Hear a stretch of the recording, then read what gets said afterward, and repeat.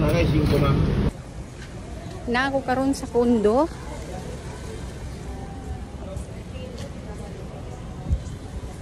Kay na ay magrenta. Diri sa kondo na ay magrenta guys. So mga alas 8 pa sila moabot. So hulato na lang pud nako.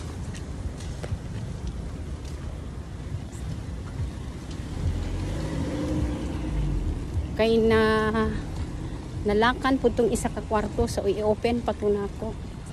Nako karon sa kondo. Kay naay magkuan guys, naay magrenta.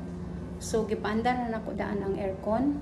Tapos nagka problema mi kaisa kay nalak man gud ni siya. Nalak ni siya tapos ang susi dili mao ang nahatag na may susi pero dili gud siya. So nagpatabang ko sa maintenance. So na-open na siya. Nakuha na po open ang aircon. So okay na siya. Naghulat na lang ko sa Morinta. Kay dili man gud ako personal ang giinquirahan nila, gi-inquire ba dili sa ako sila personal nag-inquire. So dito sila sa Zamboanga nag-inquire. So ang ako lang i-meet up na ko sila diri sa Davao. So, muna ni karon. Nagulat-ulat pa ko. Na ako diri pero ang akong una-una tuwa sa akong apo. Kay mga bata ra to na dito. Giuna na ko tanan ang refrigerator. Okay.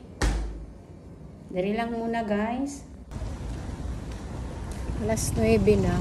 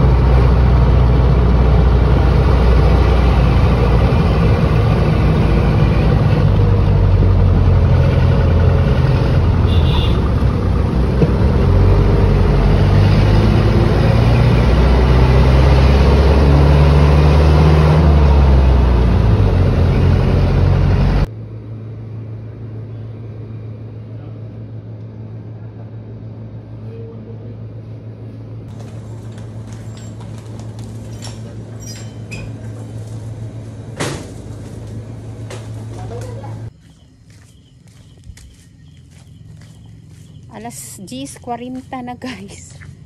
Karon pa ko na uli.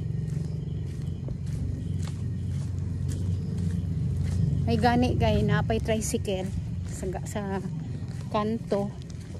Gihangyo na ako.